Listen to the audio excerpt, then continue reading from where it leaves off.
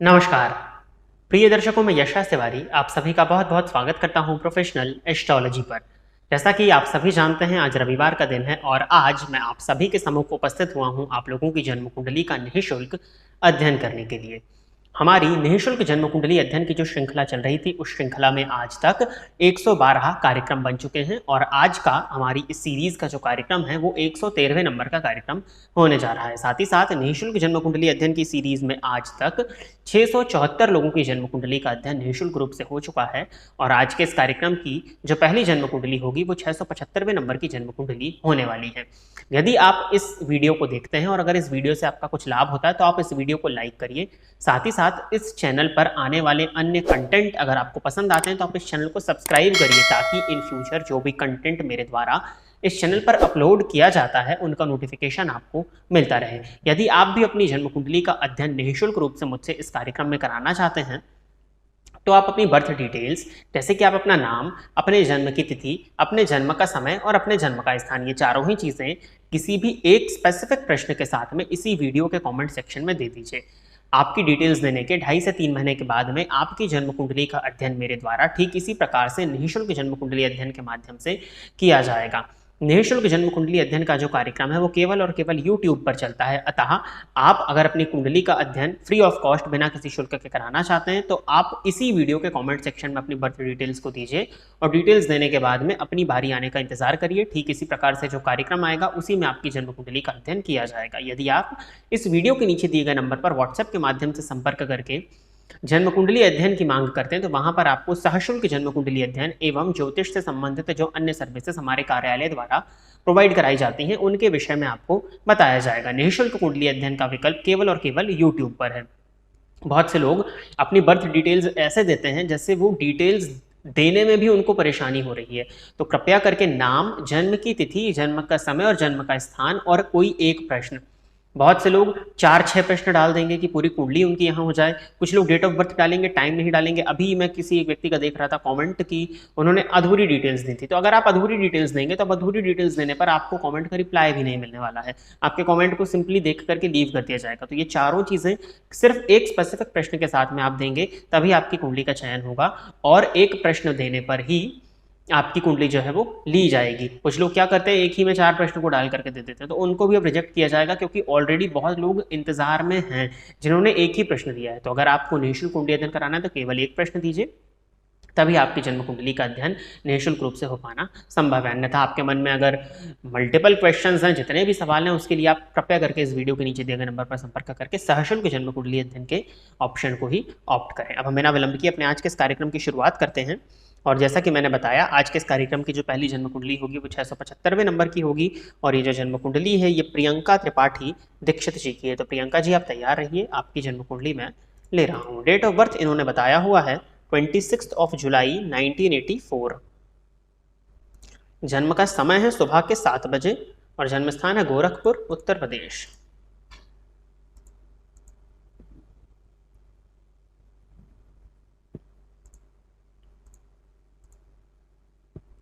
प्रियंका जी, सिंह लग्न की आपकी जन्म कुंडली बनती है। लग्न का मान 0 अंश है। आशा करता हूँ यही जन्म कुंडली आपके सॉफ्टवेयर में भी बन करके आती होगी। साथ ही साथ राशि आपकी जो है वो मिथुन बनती है।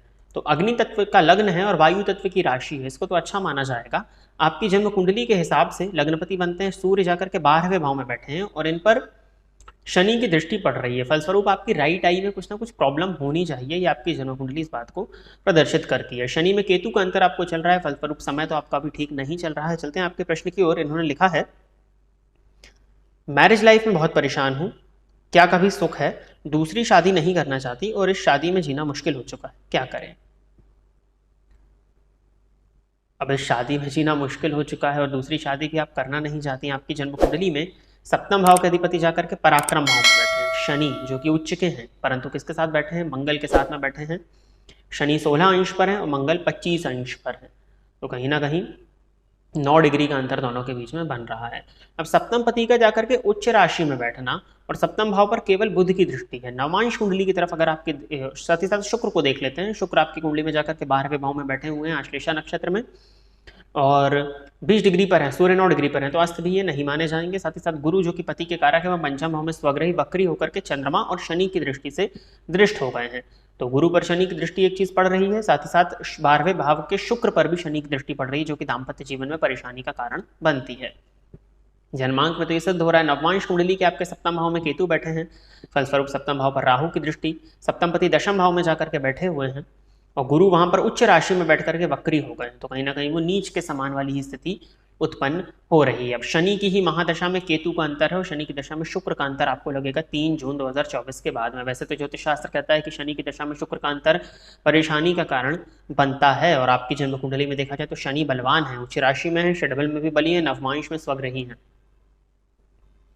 देखिए, जो आपने पूछा है कि आपकी जन्म कुंडली शादी में जीना मुश्किल हो चुका है, तो सबसे पहले तो पति की जन्म कुंडली को भी देखना होगा कि कितना मिलान आपका उनके साथ में हुआ है। यदि आप दोनों की जन्म कुंडली का मिलान प्रॉपर वे में हुआ है, तब तो इस शादी को जैसे न तैसे करके, क्योंकि गुरु के पास में भी थोड़ा बहुत बल तो आ ही रहा है, कि कुछ उपाय करके चलाया जा सकता है। अब आपने दूसरा विकल्प तो खत्म ही कर दिया कि दूसरी शादी आप करना नहीं चाहते, तो जब दूसरी शादी करना नहीं चाहते हैं तो 2 ही ऑप्शन बचेंगे, या तो अलगाव हो या तो फिर इसी रिश्ते को चलाया जाए। देखिए, शनि की महादशा है, सप्तमेश की दशा है और सिंह लगन की कुंडली है, तो सिंह लगन की कुंडली में शनि की महादशा अर्थात आपको मार्केश चल रहा है। अब आपकी उम्र क्या है, 1984 का आपका बर्थ है, तो लगभग 39 की आपकी एज है। 39 की एज में व्यक्ति या तो अपने करियर उसका लगभग बन चुका होता है, वो अपने कार्य क्षेत्र को लेकर के परेशान होता है, या अपने घर की सांसारिक जीवन को लेकर के या अपनी मैरिड लाइफ को लेकर के परेशान होता है। अब मार्केश इस समय पर आए तो किसी विवाहित स्त्री का अगर दाम्पत्य टूट जाए तो उसी को मार्केश कहा जाएगा, उसके लिए तो वही मारक होगा ना। 39 की एज में डेथ हो जाना मारक थोड़ी कहा जाएगा, या प्राण निकल जाना मारक थोड़ी ना कहा जाएगा। एक इस उम्र में जब आपका दाम्पत्य, आपके बच्चे छोटे होते हैं, बच्चे आपके बढ़ रहे होते हैं, बच्चों का करियर बन रहा होता है, उस समय पर अगर दाम्पत्य में परेशानी जाए तो कहीं ना कहीं वो मारक समय ही माना जाएगा। बाप की कुंडली में एक स्थिति तो ये भी है, संतान पति संतान भाव में संतान कारक होकर के शनि की दृष्टि से दृष्ट हो गए, फलस्वरूप ये भी कहीं ना कहीं परेशानी का कारण बन रहे हैं।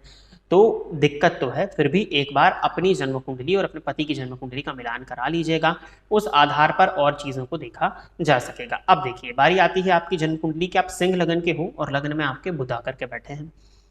सूर्य और शुक्र की युति जन्म कुंडली के 12वें भाव में बनी हुई है, तो कई बार आपका सबसे पहले मैं गण देखता हूं। आप मनुष्य गण के हो तो मनुष्य गण अपने क्रोध को नियंत्रित तो कर लेता है, परंतु नवमांश कुंडली में आपके भी लग्न में राहु हैं, द्वितीय भाव में नवमांश में मंगल आ रहे हैं, वाणी भाव का अधिपति जन्मांक में लग्न में बैठा हुआ है और वाणी भाव पर राहु की दृष्टि का पड़ना, लग्न पर आपके गुरु की दृष्टि है और सूर्य आपके 12वें भाव में है। हो सकता है क्रोध की अधिकता आपके अंदर भी हो, तो अपने क्रोध पर थोड़ा सा नियंत्रण करिए, अपने स्वास्थ्य का ध्यान रखिए, और जब तक पति के साथ जन्म कुंडली का मिलान नहीं होता फ्यूचर के विषय में एग्जैक्टली बता पाना संभव नहीं है। फिर भी कुछ उपाय बताता हूँ, उनको करिए। गुरुवार से प्रारंभ करके नित्य अपने नहाने के जल में एक चुटकी हल्दी डाल करके स्नान करिए, गुरुवार का व्रत करिए, आपको जरूरत है उसकी, गुरुवार का व्रत करें। साथ ही साथ शुक्रवार के दिन देवी मंदिर में जाकर के दर्शन किया करिए, वहां घी का दिया जलाया करिए। इससे जो आपके शुक्र और गुरु से संबंधित जो परेशानी है उसमें कमी आएगी। बाकी पति के साथ कुंडली मिलान करके और फ्यूचर के विषय में आपके प्रॉपरली प्रेडिक्ट किया जा सकता है कि इस दाम्पत्य का, इस रिश्ते का क्या होने वाला है। आगे बढ़ते हैं। अगली जन्म कुंडली जो है ये गीत कौर जी की आईडी से गीतांजलि जी की है, तो गीतांजलि जी आप तैयार रहिए, आपकी जन्म कुंडली मैं ले रहा हूं। डेट ऑफ बर्थ इन्होंने दिया है 2 मई 2005, जन्म का समय है सुबह के 11:36, और जन्म स्थान है होशियारपुर, पंजाब।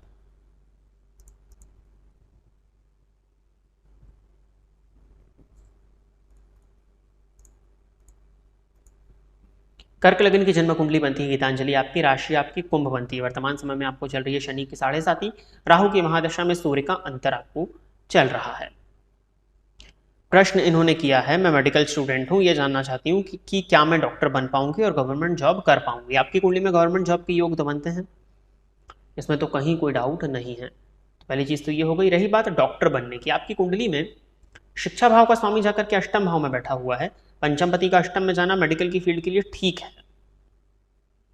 गुरु की स्थिति को देखा जाए तो गुरु पराक्रम भाव में बैठ करके सप्तम नवम को देख रहे हैं, और मंगल के पास में इस कुंडली में ठीक ठीक बल है, क्योंकि वो दशमपति और पंचमपति होकर के अष्टम में बैठ गए हैं, जिस वजह से थोड़ा सा प्रॉब्लम है। लेकिन षडबल में बल है उनके पास, नवमांश में वो अग्नि तत्व की राशि में ही बैठे हुए हैं। साथ ही साथ चंद्रमंगल योग आपकी जन्म कुंडली के लग्नेश अष्टम भाव में है, चलित कुंडली में जाकर के देखा जाए तो यही फल दे रहे हैं। देखिए, इस कुंडली में कुछ प्रॉब्लम्स भी हैं, मेडिकल की फील्ड में। वैसे अगर आपको प्रयास कराया जाए मेडिकल की फील्ड में, क्योंकि आपका चंद्रमा अगर देखें तो अष्टम भाव में बैठा हुआ है कुंभ राशि में, तो पीड़ित तो है, तो ठीक है, अगर आपको प्रयास कराया जाए तो आप मेडिकल की फील्ड में, सरकारी नौकरी का तो योग है, गवर्नमेंट फील्ड में जाने का योग है, इसमें कहीं कोई डाउट नहीं है, गवर्नमेंट फील्ड में जाने के अच्छे योग हैं, सूर्य आपका षडबल में बली है, तो वो तो है, उसमें कहीं कोई डाउट नहीं है। उच्च राशि में भी है सूर्य आपके, नवमांश में जरूर पीड़ित होंगे, परंतु उसके बाद भी कोई बहुत ज्यादा दिक्कत नहीं है।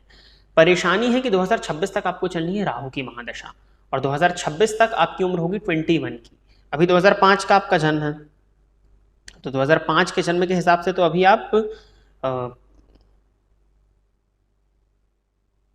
लगभग 18 साल की एज आपकी हो चुकी होगी अभी मई में, तो कॉलेज में आप जाएंगे। अब राहु की महादशा में सूर्य का अंतर, राहु नवम भाव में बैठे हैं, परंतु फिर भी ये मीन राशि में ये शिक्षा को बाधित करने का काम करते हैं, लेकिन घबराने की जरूरत नहीं है, क्योंकि लगभग राहु की महादशा निकाल ली है, 12th हो ही गया होगा, बायोलॉजी लेके क्लियर कर लिया, तभी ये पूछ रहे हैं, तो राहु की महादशा से भी ज़्यादा चिंता नहीं है।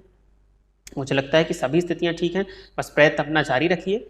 7.5 अभी चल रही है, जिस वजह से चीज़ें थोड़ा मन अनुकूल ना हो, इस बात की संभावनाएं हैं, परंतु हाँ, इस कुंडली में मेडिकल की फील्ड में, सरकारी फील्ड में दोनों है, मेडिकल की फील्ड में थोड़ी सी परेशानी है, तो उसके लिए मंगल पर काम कर लीजिए कि हनुमान जी की आराधना किया करिए, तांबे के ग्लास में, तांबे के पात्र में जल पिया करिए, मंगलवार का संभव हो तो उपवास कर लीजिए, तो इन सब चीज़ों से मंगल को बल जाएगा। और तांबे का कड़ा भी चाहें तो आप धारण कर सकती हैं मंगलवार के दिन, ये कर लीजिए। बाकी इस कुंडली में योग है, आप प्रयत्न करें तो ले सकते हैं, कहीं कोई दिक्कत नहीं है। 2026 के बाद से गुरु की दशा है, तो भाग्येश की दशा होगी, तो ओवरऑल चीज़ें ठीक है।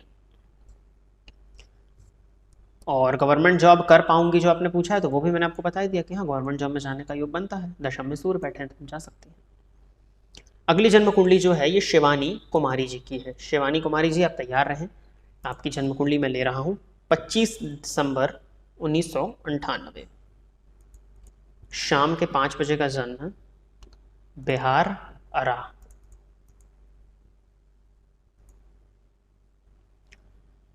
मिथुन लग्न है आपका, कुंभ राशि है, वायु तत्व का लग्न है, वायु तत्व की राशि है, 98 का आपका जन्म है, शनि में गुरु का अंतर आपको चल रहा है, बुध की दशा आने वाली है। सर शादी लव मैरिज होगी, अरेंज मैरिज और मैरिड लाइफ कैसा रहेगा? आपकी कुंडली के हिसाब से लग्नपति बनते हैं बुध जाकर के 6ठ भाव में है, नवमांश में वो लग्न में है धनु राशि में। प्रेम भाव का स्वामी शुक्र बनता है सप्तम में, सप्तम पति नवम भाव में बैठे हैं, नवम पति लाभ भाव में बैठे हैं, तो इस कुंडली में क्लियरली दिख रहा है कि प्रेम विवाह के योग है, लव मैरिज के योग आपकी कुंडली में बनते हैं। नवमांश कुंडली में पंचम भाव में नीच के शनि बैठे हैं, जो कि नीच राशि में वर्गोत्तमी हुए हैं, और उनकी दृष्टि सप्तम भाव पर पड़ रही है। फलस्वरूप जब भी आपका विवाह हो, बाकायदा जन्म कुंडली का मिलान करके विवाह होना चाहिए, क्योंकि आपकी कुंडली के सप्तम भाव में सूर्य बैठे हैं, उस सूर्य पर मंगल की दृष्टि, चतुर्थस्थ मंगल की दृष्टि, और कुंडली किस लगन की है? मिथुन लगन की है। तो प्रेम विवाह करिए, कहीं कोई दिक्कत नहीं है, इस कुंडली में लव मैरिज के ही योग हैं, प्रेम विवाह की तरफ आपकी जन्म कुंडली इशारा कर रही है, कहीं कोई दिक्कत नहीं है। परंतु बिना कुंडली मिलान की अगर दिक्कत होगा, तो बिना कुंडली मिलान करे अगर विवाह होगा तो बहुत ज्यादा दिक्कतें हो जाएंगी। पंचम भाव पर शनि की दृष्टि भी पड़ रही है, वो शनि वक्री हैं, चलित में भी वहीं बैठे हुए हैं। तो अभी देखिए आपका पर्सनल मैटर है, परंतु कुछ ना कुछ लव रिलेशनशिप अगर है तो उसमें प्रॉब्लम होनी चाहिए, फिर भी उसको देख लीजिएगा। बाकी आपकी कुंडली में हाँ, पूर्वाषाढ़ा नक्षत्र में शुक्र सप्तमस्थ हैं, सप्तमपति नवम में बैठे हुए हैं, गजकेसरी योग भी बन रहा है, तो प्रेम विवाह की मर्जी से विवाह होने के ही योग हैं। कुंडली मिला के शादी करें, मेरी तरफ से यही आपके लिए सलाह रहेगी। मैरिड लाइफ कैसी रहेगी? तो वो कुंडली मिलान अगर अच्छा होगा तो लगभग लगभग एवरेज, अगर बिना कुंडली मिलाए करते हैं तब तो मैरिड लाइफ की बात ही नहीं होती, क्योंकि मैरिड लाइफ जैसी कोई चीज़ ही नहीं है। अगर कुंडली मिलान करके शादी करती हैं तो एवरेज मैरिड लाइफ आपकी कही जाएगी। आगे बढ़ते हैं, और अगली जन्म कुंडली जो है नॉलेज एनहेंसर आईडी से है कृष्णा प्रजापति जी की। तो कृष्णा जी आप तैयार रहें, आपकी जन्म कुंडली में ले रहा हूँ। डेट ऑफ बर्थ इन्होंने बताया है 16 फरवरी 1997, रात के 8:30 का जन्म है, और अहमदाबाद जन्म स्थान है। स्त्री की जन्म कुंडली है ये,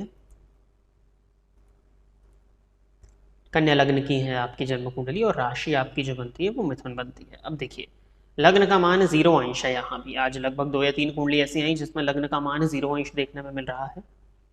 लग्नपति बुध बनते हैं पंचम भाव में, पंचमपति बनते हैं शनि, सप्तम में बैठ के लग्न को देख रहे हैं, जहाँ पे अष्टमेश मंगल जाकर के लग्न में बैठे हुए हैं। नवमांश में भी ये सेम चौथे 10वें में योग बन रहा है।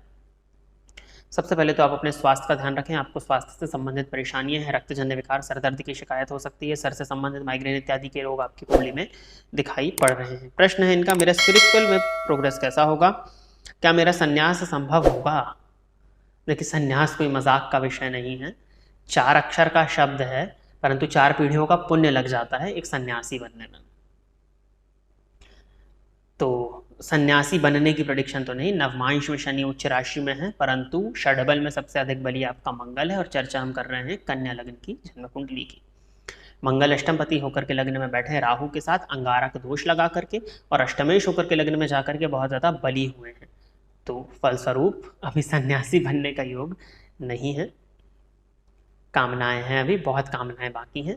जब तक कामनाओं का समापन ना हो सन्यासी नहीं बना जा सकता। मैंने कहा ना, 4 लेटर का वर्ड बनता है ये, और 4 पीढ़ियों का भाग्य लग जाता है। लग्नपति पंचम में है, धर्मपति भी पंचम भाव में है। तो लग्नेश और धर्मेश की युति पंचम भाव में है। पंचम भाव आपके पूर्व जन्म का है, नवम भाव आपके पुनर्जन्म का है। तो लग्नेश और नवमेश का संबंध पंचम भाव से बन जाना आपकी आध्यात्मिक वृत्ति को जागृत करता है, आपको स्पिरिचुअल बनाता है। प्लस पॉइंट हुआ। राशि आपकी मिथुन है, मिथुन राशि में भी मन का भटकाव होता है। उम्र भी आपकी छोटी है। 3 शुभ ग्रह पंचम भाव में, पंचमपति सप्तम में जाकर के बैठे हुए हैं, और गुरु और शनि में परिवर्तन है। तो योग इस कुंडली में बनते हैं कि आपका आध्यात्मिक विकास मैं इस कुंडली में अच्छा देखता हूं। अब बारी आती है आध्यात्मिक रास्ते पर जाने के लिए। देखिए, अन्य चीजों के लिए ग्रह अगर नीच के हों तो भी चल जाएगा, परंतु आध्यात्मिक मार्ग पर आगे बढ़ने के लिए उच्च के ग्रहों की महत्वता बहुत ज्यादा है। सूर्य जो कि आत्मा के कारक है, क्योंकि आध्यात्मिक जो आपकी स्पिरिचुअल जर्नी है ना, वो केवल और केवल इस जन्म की नहीं है, वो कई जन्मों से चलती आ रही है और आगे भी चलती ही है। मोस्ट ऑफ द केसेस में, सामान्यतः मैं शब्द ऐड कर दिया करता हूं। शरीर बार बार जन्म लेता है, आत्मा वही रहती है। जन्म कुंडली में आत्मा का कारक सूर्य को कहा गया है। सूर्य की स्थिति को देखिए, सूर्य आपकी कुंडली के 6ठ भाव में कुंभ राशि में 4 अंश के साथ धनिष्ठा नक्षत्र में बैठे हुए हैं। नवमांश में वो वृश्चिक राशि में जल तत्व की राशि में लाभ भाव में बैठे हैं। ठीक है, अभी सूर्य को अगर देखा जाए तो धनिष्ठा नक्षत्र में है, मंगल के नक्षत्र में है, तो उसके चलते अच्छे, परंतु वो अष्टमेश के नक्षत्र में है। तो कहीं ना कहीं अभी स्पिरिचुअलिटी की तरफ आपकी रुचि होगी और स्पिरिचुअलिटी की तरफ आप जा सकते हो। अगर बात करते हैं हम सेंसेशंस की, चीजों को महसूस करने की, तो उस बात के भी योग हैं, परंतु सन्यासी इत्यादि बनने का योग नहीं है, और मैं उसकी आपको सलाह भी नहीं दूंगा। क्यों? क्योंकि गुरु आपकी कुंडली के पंचम भाव में नीच राशि में परिवर्तन होने के चलते नीचत्व उनका समाप्त माना जाएगा। लेकिन गुरु बुध और शुक्र की युक्ति पंचम भाव में है, और अभी बहुत सी कामनाएं, बहुत सी लग्जरीज भोगने की चाहत आपके व्यक्तित्व में दिखाई दे रही है, क्योंकि शनि से ज्यादा बली कुंडली में मंगल है और वो लग्न में है। मंगल लग्न में हो तो महत्वाकांक्षाओं को बढ़ाते ही बढ़ाते हैं।